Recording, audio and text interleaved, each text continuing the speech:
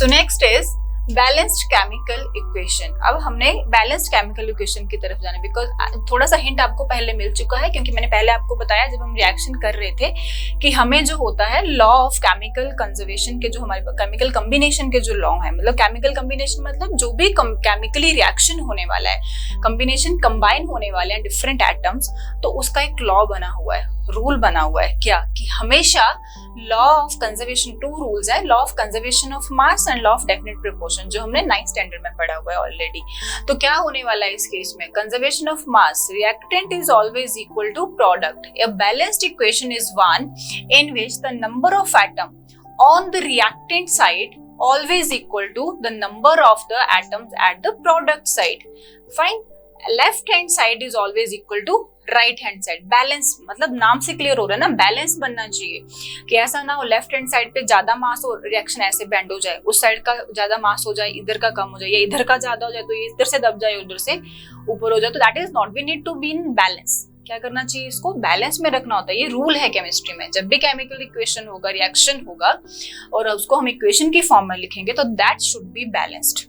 Fine. कैसे होता है, reactant is equal to product. और रिएक्टेंट क्या होते हैं, वो वाले एटम्स जो हम लेफ्ट हैंड साइड पे लिखते हैं, और लेफ्ट हैंड साइड पे जो कि रिएक्शन टेक्स प्लेस करने वाले हैं, जो क्या करने वाले हैं, रिएक्शन प्रोसीड करेंगे, उनका अंदर कोई चेंज आने वाला है, और चेंज आके हमें क्या मिलने वाला है, नया प्रोडक्ट मिलने वाला है। तभी तो केमिकल रिएक्शन होगा ना, जब न्यू सब्सटेंस फॉर्म होगा।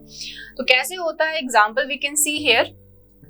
आपके पास एग्जाम्पल लिया गया है वाटर का। Water is H2 plus O2। जब H2 प्लस O2 कर रहे हैं हम, तो हमारे पास फॉर्म हो रहा है वाटर। तो you can see same thing here कि हाइड्रोजन जो है that is in the gaseous form, oxygen is also in the gaseous form. जब ये दोनों गैसियस फॉर्म में मिक्स होंगे, तो हमारे पास इनको लिक्विफाई करके एक वाटर मिल जाएगा, हमें वाटर का मॉलिक्यूल बन रहा है। बट यहाँ पे same one thing, H2O, formula of water is H2O, this is universal. But हमारे पास क्या आ रहा है, वहां पे हाइड्रोजन तो 2 आ रहा है वाटर के केस में, but oxygen is not 2, oxygen 1 आ रहा है। Again what we have done, balance करने को ऑक्सीजन को वी पुट कोफिशिएंट 2 हियर, हमने कोफिशिएंट 2 डाला है, और कोफिशिएंट 2 डालने से क्या हुआ है, रिएक्शन तो इस साइड का बैलेंस हो गया ऑक्सीजन, बट उधर हाइड्रोजन 2 है, और अगर कोफिशिएंट आगे 2 डाला है तो H2O में 2:2 4 ऐसे लिखा है H2O। फाइन। कैसे मिल रहा है हमें H2, hydrogen plus oxygen, gaseous form, फिर हमें लिक्विड फॉर्म मिल रहा है। ऑब्वियसली क्या हुआ, स्टेट चेंज हुआ, केमिकल चेंज हुआ, गैस से लिक्विड बन रहा है। बट द थिंग इज, अब हमें क्या करना पड़ा, हमें क्लियरली दिख रहा है यहाँ पे ऑक्सीजन 2 है और यहाँ पे हमारे पास 1 निकल रहा है, तो इक्वेशन बैलेंस नहीं है।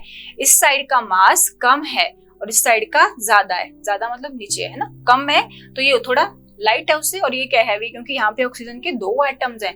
तो क्या करना पड़ेगा, हमें इसको बैलेंस करना पड़ेगा। Left side should be equal to right side. तो what we can do here, इसको बैलेंस करने का ट्राई करेंगे सबसे पहले, हाइड्रोजन को बाद में देखेंगे। इसको बैलेंस करना है तो we need to put 2 as a coefficient here. हमें क्या करना पड़ेगा, 2 कोफिशिएंट डाल दिया, तो ये वाला जो वैल्यू रहता है, it can also applicable for this and also applicable for this. तो ऑक्सीजन तो 2 हो गया because no atomicity is here, कुछ और नहीं है, तो ऑक्सीजन तो हमारा बैलेंस हो रहा है इस केस में। बट अब एक और एरर आ गया हमारे पास, हाइड्रोजन 4 हो गया, because this can also applies for this, 2:2 4। 2 hydrogen पहले ही है, उसका 2 गुना और हो गया, तो 4 हो गया। तो हाइड्रोजन हमारा बैलेंस नहीं रहा ऑक्सीजन को बैलेंस करते हुए। तो व्हाट वी कैन डू, कुछ टफ नहीं है, वी कैन डू 2 here। तो यहाँ भी हाइड्रोजन 4 हो गया, यहाँ भी 4 हो गया। Now this equation is balanced. अभी क्या है, ये बैलेंस है। 4 हाइड्रोजन इधर है, देख लो नंबर ऑफ हाइड्रोजन और ऑक्सीजन 2 ही हमारे पास एलिमेंट जो रिएक्शन में जा रहे हैं, रिएक्टेंट साइड, प्रोडक्ट साइड। कितने हो गए अभी स्टार्टिंग में, कितने, जब हम इस 2 को अगर इग्नोर करें, इस 2 को अगर हम इग्नोर कर रहे हैं, तो यहाँ पे पहले थे रिएक्टेंट साइड 2, प्रोडक्ट भी प्रोडक्ट पे था, रिएक्टेंट साइड यहाँ भी 2 था, प्रोडक्ट में यहाँ पे 1 था, ऑक्सीजन, हाइड्रोजन तो 2 था, बट ये वाला केस हमारा अनबैलेंस था। इसको बैलेंस करने के लिए हमने क्या कहा, 2 एज अ कोफिशिएंट ऐड करा। तो 2 कोफिशिएंट ऐड करने के बाद हमारे पास ऑक्सीजन तो हो गया 2, ठीक है, 2 मल्टीप्लाई बाय 2 होगा, ठीक है। तो hence we added 2 as a coefficient here. तो in front of oxygen 2:2, oxygen will be turned 2. But adding coefficient here 2, it can also applied for hydrogen. So it can also be multiplied by 2. It can turn into the 4. So that's why we are also adding 2 in front of reactant hydrogen. Reactant hydrogen के आगे भी हमने 2 डाल दिया, तो it will be 4. तो now we can compare hydrogen both side 4 हो गया, बैलेंस हो गया, और इधर ऑक्सीजन दोनों साइड क्या हो गया, 2 हो गया। तो hence this reaction is balanced. तो like this we are going for the balancing of equations.